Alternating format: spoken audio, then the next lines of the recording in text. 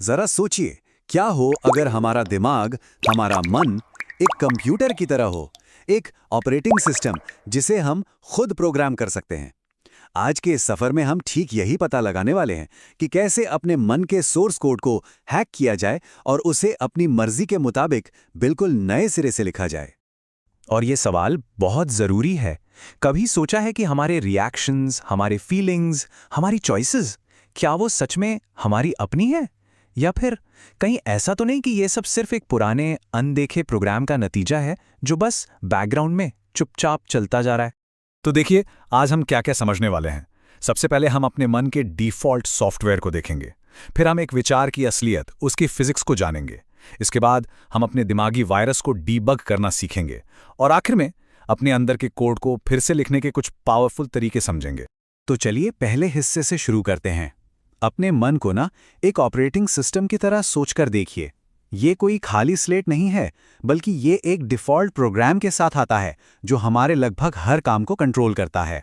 यही है हमारा बेस कोड। ये सॉफ्टवेयर हमारी हर आदत से, हमारे हर तजुर्बे से बना है। ये असल में डेटा का एक बहुत बड़ा कलेक्शन है जो हमारी हर हरकत को, हर रिएक्शन को एक ऑटो पायलट मोड पर चलाता रहता है। याद रखिए, हर बातचीत, हर कामयाबी, हर नाकामी, हर खुशी और हर दर्द, इनमें से कुछ भी, जरा सा भी कहीं खोया नहीं है। ये सारे अनुभव एक डेटा रिकॉर्ड की तरह हैं, बिल्कुल कोड की लाइनों जैसे। हर तजुर्बा एक नया कमांड लिखता है जो हमारे सबकॉन्शियस मन की हार्ड ड्राइव में स्टोर हो जाता है। और यही तय करता है कि आगे चलकर हम वैसी ही सिचुएशन में कैसे रिएक्ट करेंगे। और फिर वक्त के साथ ये सारा डेटा मिलकर एक बहुत ही कॉम्प्लेक्स स्क्रिप्ट बना लेता है। ये है हमारी ऑटो प्रॉम्प्ट स्क्रिप्ट। हमारा मन बस इसी स्क्रिप्ट को रन करता रहता है और हमें लगता है कि हम आज़ादी से फैसले ले रहे हैं, जबकि असल में हम बस एक प्रोग्राम को फॉलो कर रहे होते हैं। अच्छा, अब एक ऐसे आइडिया के बारे में बात करते हैं जो शायद दिमाग हिला दे। हमारे विचार सिर्फ ख्याली पुराव नहीं है, वो हवा में नहीं है। उनकी असल में एक फिजिकल मौजूदगी है। वो सच में मौजूद हैं।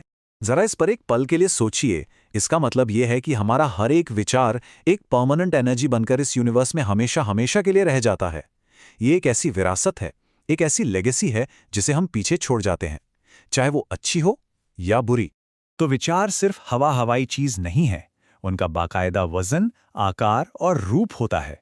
वो एक वायरलेस मैसेज की तरह रोशनी से भी तेज सफर करते हैं और एक असली फिजिकल वाइब्रेशन पैदा करते हैं। हर एक विचार एक जिंदा डायनामिक फोर्स है।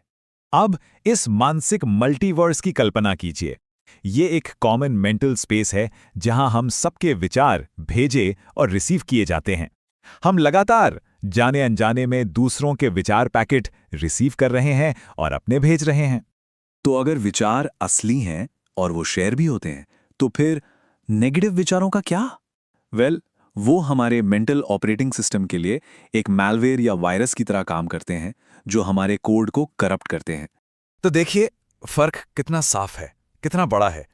एक तरफ है पॉजिटिव विचार जो हमारे सिस्टम को हील करते हैं, उसे ठीक करते हैं, हमारी पावर और एफिशिएंसी को बढ़ा देते हैं। और दूसरी तरफ है नेगेटिव विचार जो सिस्टम के लिए एक शोर, एक वायरस की तरह है। ये जिंदगी में लिटरली जहर घोलते हैं, हमारे फिजिकल सेल्स को तबाह करते हैं और हमारी एनर्जी खींचकर हमारी जिंदगी तक छोटी कर देते हैं। और शायद ये सबसे खतरनाक बात है, नेगेटिव विचार कंपन सिर्फ हमें ही नुकसान नहीं पहुंचाते, बल्कि हमारे आसपास के लोगों को भी इन्फेक्ट करते हैं। एक इंसान का डर या गुस्सा दूसरे इंसान के मेंटल फील्ड में घुसकर वहां भी ठीक वैसी ही वाइब्रेशंस पैदा कर सकता है। तो अब सवाल यह है कि हम इस बारे में कर क्या सकते हैं? क्या हम अपनी डिफॉल्ट प्रोग्रामिंग के गुलाम बने रहें? बिल्कुल नहीं। अब हम ये सीखेंगे कि अपने अंदर के इस कोड को फिर से लिखा कैसे जाए। इसका एक 3 स्टेप का प्रोसेस है। पहला है डेटा क्लेंजिंग, यानी अपने मन से फालतू का कचरा हटाना। दूसरा है ऑब्जर्वर को एक्टिवेट करना, मतलब अपने विचारों को बिना जज किए बस देखना।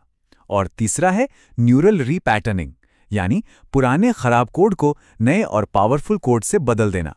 डेटा क्लींजिंग का सीधा सा मतलब है जो चीजें अब काम की नहीं है उन्हें अनलर्न करना, उन्हें भूल जाना। बिल्कुल एक हार्ड ड्राइव को साफ करने की तरह। हमें बेकार जानकारी और पुरानी सोच को हटाना होगा ताकि नए और बेहतर कोड के लिए जगह बन सके। ऑब्जर्वर मोड में आना एक असली गेम चेंजर है। इसका मतलब है अपने विचारों का सिर्फ साक्षी बनना, उनमें उलझना नहीं। जब हम अपने विचारों को सिर्फ डेटा की तरह देखते हैं, सच्चाई की तरह नहीं, तब हम उनके लूप में फंसे बिना अपने पूरे सिस्टम को समझ सकते हैं। और आखिर में आता है न्यूरल रिपैटरिंग।